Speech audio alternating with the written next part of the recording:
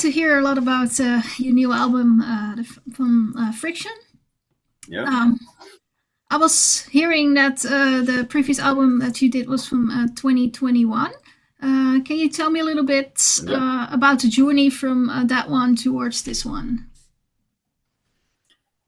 Well, I think with this album we kind of wanted to explore more things, so it has more diversity than our previous albums.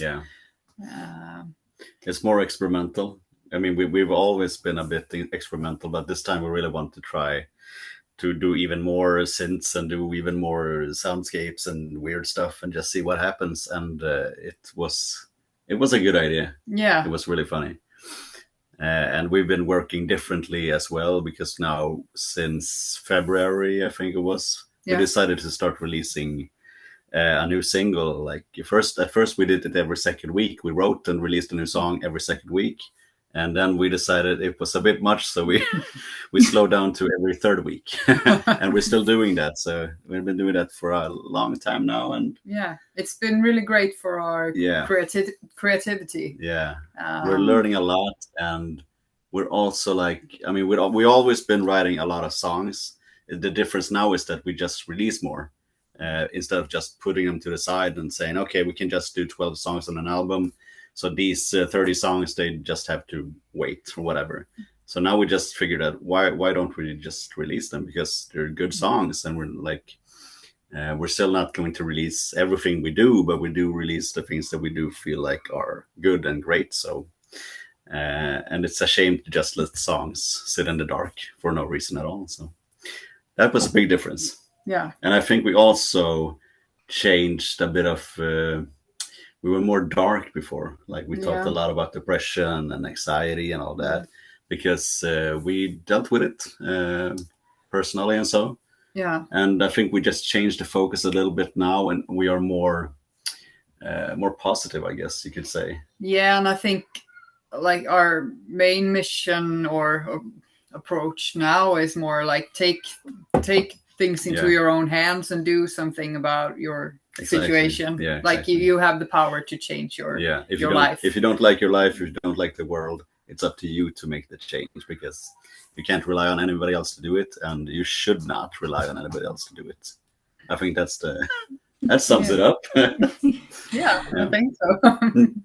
Yeah, I found it was interesting. You did all these singles. I noticed it's quite unusual. I don't see it a lot as a magazine. I think there are some indie pop artists that are doing it. Yeah, because it's very easy for them to just go with the beats and put some vocals on and write some lyrics, and then it's done. I don't think many rock bands do it, because it is a bigger process and it takes a lot of time to do a rock song with layers and guitars and instruments and whatever. But we just figured we love writing songs, and I have my own studio. I write songs all the time, and we just started taking the Fridays off from work so we could do this. Every Friday we go to the studio and we work on new songs and whatever. And we just realized that we love working like this, even though it is stressful at times, and sometimes you wish you could have more time to do it, but it's been a good thing. Like I always, before we started doing this, I also I focused too much on the details when I was working on an album or whatever. I could what do you say? Overwork. Yeah, I overworked it. Like the details were so important, but nobody else but me would ever hear it. So that's also something I learned now. Just let some things go, and okay, it's good enough. I don't need to polish this anymore, because nobody's gonna tell anyway. Yeah, and I think that for us, I mean, it seems like we have no end to our creativity. So I mean, if we decide to release something and maybe afterwards we were thinking maybe we should have done something different, it doesn't matter, because we'll just write a new song. Yeah, exactly. I mean, it's not a problem for us. It takes away the pressure. Yeah. For some, in some way. Yeah. Because you can always do another song. And that's also interesting, because I was worried when we said we were going to do a new song every second or third week, that we were going to hit some kind of writer's block or whatever. But so far, so good. It just keeps coming. So no problem here. So how was the response of the fans that have been following you for all those years already on that? Well, I think most of them liked that we released this often, and I know that when we changed from every second week to every third week, we had comments like, "Oh, hello, where's the new single? I've been waiting." And we're like, "Oh, yeah, we took one more week." Yeah. So it seems like they like it. Yeah. Yeah. Cool. Good. I wanted to look a little bit at a couple of the songs that you have on the release to see a bit what's behind them. And I think the first one we should have to learn a little bit about is Hollow. I think it's the first one you released from this one. Yeah, that's right. So, what can you tell me a bit about this track? Yeah, well, I think because we released a music video to that one too, and I think that was a bit of a big project. Holy shit! But I think that the music video really highlighted the meaning of the song. Yeah. For us, it took place in like maybe another world or another dimension where two people were separated and were trying to reach each other again and wondering, will we ever meet again in this world? So that's sort of like big longing is what the song is about. It's kind of a love story. Yeah, it's kind of a love story. And it's also like when we write songs, we also always want people to interpret it themselves, and we kind of left it like it could also be just a relationship where you can't reach each other because there are barriers or whatever, so you can interpret that in that way as well. Yeah. There's a distance between us, you know. Yeah. And also I think it's quite existential too, because it has also this deep wondering of will the world end? And so I think it has many layers where you can interpret it as my own world or like the big the big world. Exactly. So and that music video we decided to try to make something. I found a game engine called Unreal Engine 5 that I realized you could do like these big worlds and whatever, and then I found out you could actually put yourself in it, like film yourself on a green screen and by various methods get these footage into the engine and then like do a movie style in the game engine. And at first I was like, okay, that seems doable, but it took like I don't many remember. Months. I sat with it for 9 months, I think, and just worked on it like several days a week until it was done. But I'm pretty satisfied with the result, but I'm not sure I would do it again because I think we will. Shit. I think we will though. Yeah, probably, but I think I'll try to. I learned a lot, so it will be faster, hopefully. But oh my god, I did not.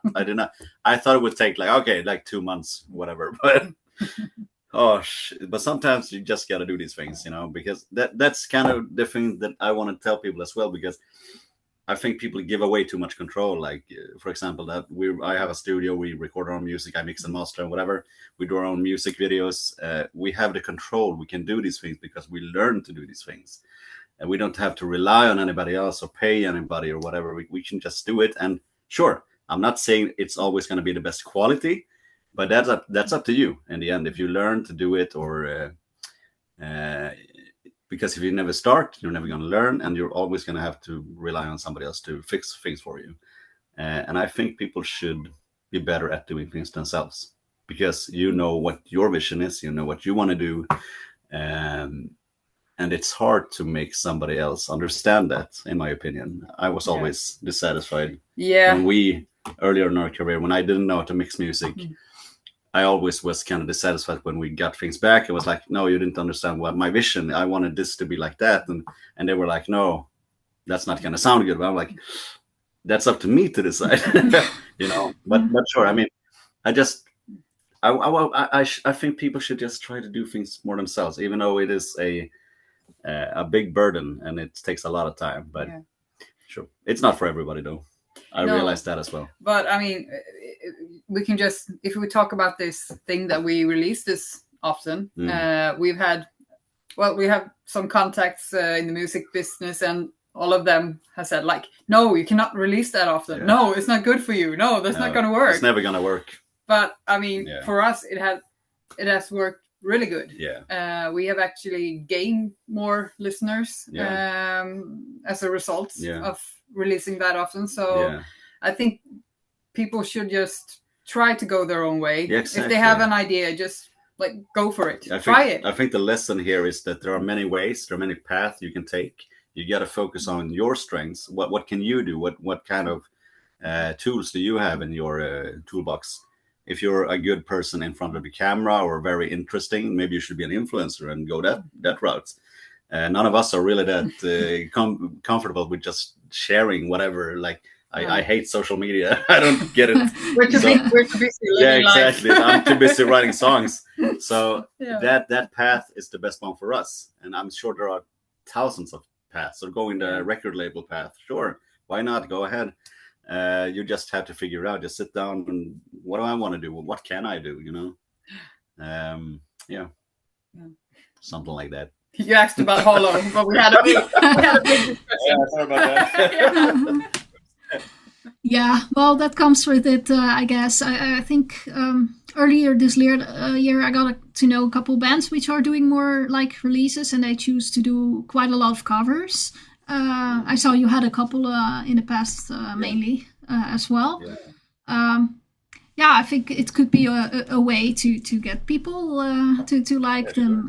I found it very interesting that I saw one of these bands which was doing that, being on the main stage of a quite substantial festival here in the Netherlands. Nice. Just by all the social media that they gathered all the fans from by doing this. So I think it's a good idea. I love doing covers. It's just hard sometimes because you got to find a song that you really love and you got to do your version of it. And sometimes it doesn't fit, But if you do find a song that you like, this, I hear what I can do with this, then go for it. I mean, I think it's a great idea. Why not? Yeah. It's fun. Yeah, I think we've done 4, 5, maybe 5 now. Don't You Worry, Child, Maria Magdalena. Bring Me the Horizon. Yeah, Doomed. The adult song, Someone Like You. Yeah. And Blinding Lights, right? Yeah. Did I forget something? I don't think so. I think we'll probably do more. Yeah. Yeah. But it is harder. Most often it is harder than writing a new song because, as I said, we can write a new song in 3 weeks now, and it's pretty good in my opinion. Doing a cover usually takes a lot of time, more time, because you have to think. You have to like lose the concept of the song and try to find your own like take on it. So and you don't want to don't want to destroy the song. No, you want to make it like at least keep the same kind of feeling and just do your thing with it. And it can be a challenge at times. And Maria Magdalena I think we took 2 years, like on and off, like not working constantly, but on and off. I was never satisfied with it. It was like, I can't get it right. And then in the end, I was like, there we go. We just did, I don't know, really remember what we did. But changed some guitars or whatever. And that was it. Like, now it's good. Yeah. So it takes time. Yeah, indeed. And I think it's hard to balance it with the other songs that people make themselves. Specifically for that one band, like the covers are here and their own music was a bit here. And the gap is just a bit too much, I mean, that's not, I mean, I wouldn't be unhappy if we got those results, but I understand if that might feel like that's not what you want because you want your own music to be bigger. But I mean, still, it's a good way to get out there and get seen. So why not? Good for them. What band was it?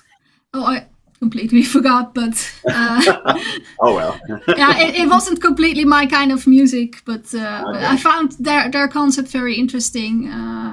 Especially, I like to sometimes go to like music conferences and hear what people have to say there, and you can really feel that a lot of them are still very traditional in their approach. The music industry is hard to change.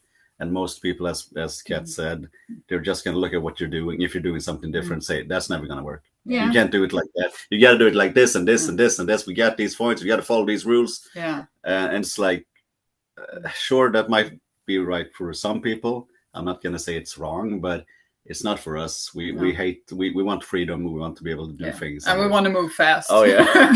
we don't have time to just like sit around and wait for the best opportunity. Exactly. It's like we just have to do it now. Yeah, and that fits us. Yeah, that's for us, not for everyone. Yeah. All right, let's move on to another track that I wanted to talk about. I think that's Anti-Hero. I saw it had quite good response on the Spotify. So yeah, for me, I personally like that everything in there has its own place and spotlight, so you could really find each element carefully. I like that. What can you tell me about this song? It was kind of fun when we wrote it because we didn't get it right at first, and we were like, I didn't really like it. I think we really like the foundation. Yeah, exactly. But we had to work a bit on every part. Like, Before we got the verses right, because we had a different version at first, I was like a bit cringe. I was like, oh, this sounds kind of lame. I don't even know what it was. I think maybe it was the lyrics, because even before we changed them, there was something we just And when a song starts feeling bad or lame, it's hard to go back to it and work on it more. Even if you do change it, sometimes you just can't save it because it's stuck in here, the old version. It's hard to get it out.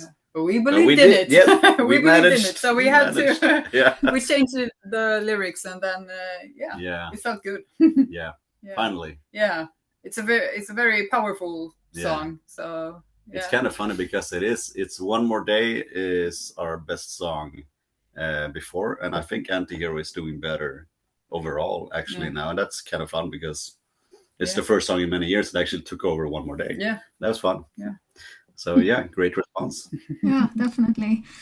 About a powerful song, I found Parasite very powerful. Nice. I really liked the melody in the beginning. That it's kind of different, and then later on you have it just becomes very powerful to me. Nice. That's fun because Kat said that this is gonna be a good song. I was like, I'm not sure about that. I really like but I've learned over the years to trust her instincts a lot.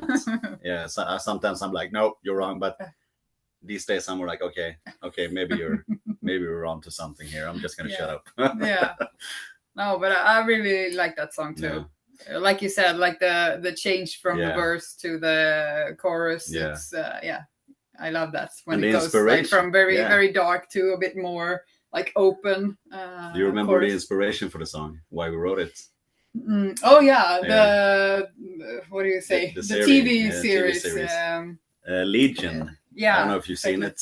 It's a kind of, I think it's a Marvel show in the end. It's kind of like it's a superhero show, but a guy is like, he thinks he's mentally ill, but it's just kind of a parasite in his head taking over.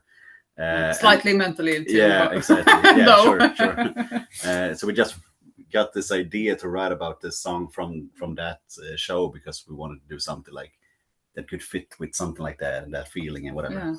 And also, as usual, to interpret it in other ways as well. Yes, why not? That's cool. I think the last one I wanted to talk a little bit about is Neon Shadow, which starts quite calm. And could you explain a bit what brought you to bring this song like that? Yeah, that's I think the whole song is really like the 80s synthwave vibe. So we were into that a lot at that period. During those 3 weeks we were into exactly. synthwave. Moving on. A synthwave period. But we had done a little bit like that. The Awakening also had this synth and wanted to do something more with this, and then we thought like, let's do an 80s synthwave rock metal whatever it is track. And we like that, as you said, it starts very calmly and pretty dark, like this mysterious vibe, and then it just opens up and becomes a little bit more, I don't know, like more dancey. I don't know. It's got a beat to it. Exactly. It was a fun song. And in my mind I really see this like what do you say, like a city, dark in the night, like all these neon lights lighting up, maybe driving a cool car around there. Yeah, something like that. We'll see if we can make a music video. Exactly. Oh yeah, that would be nice. Yeah. Okay. If you look at these tracks that you have released now, which of them would you like to play live most? Ooh. I think Antihero. Yeah, Antihero, definitely. What more? Demons? I think I'm looking for the Demons. Yeah, that would be cool too. Yeah. And of course, Parasite. Yeah, that's one of my favorites. Sure. So I think I don't know how it will translate live because it's very produced, like The Awakening. I'm not sure how it's going to do live, but it's very interesting. Yeah, it would be nice if we got it to work because, my God, it's huge. You know? Very would be cool. Big song, yeah. Yeah. I'm not sure it's going to translate well though, but we'll find out, I guess. Yeah. All right. Do you have already some plans to go on the roads? Yeah. We work with a new booking agent, Dr. Music, out of Germany. And they're starting to get some good things for us already. And we have a festival, Rock Smell Festival. Yeah. Am I saying? Oh shit! I hope I'm not saying the wrong thing. Yeah, it's in February. Yeah, 8th of February. Right. Yeah. In Recklinghausen. I'm not sure what that is, but it's pretty much in the middle of Germany, if I remember correctly. That's going to be fun because we're also headlining. It's a small club festival. It's going to be cool. It's first time in Germany as well for us, even though we have a lot of fans there for some reason. We've never been there. So it's about time. It's about time, yeah. And we're also talking to a festival that is not confirmed yet in the summer. So we'll see. We'll hopefully get even more stuff. So it's early on with the booking agent. So it's interesting. Nice.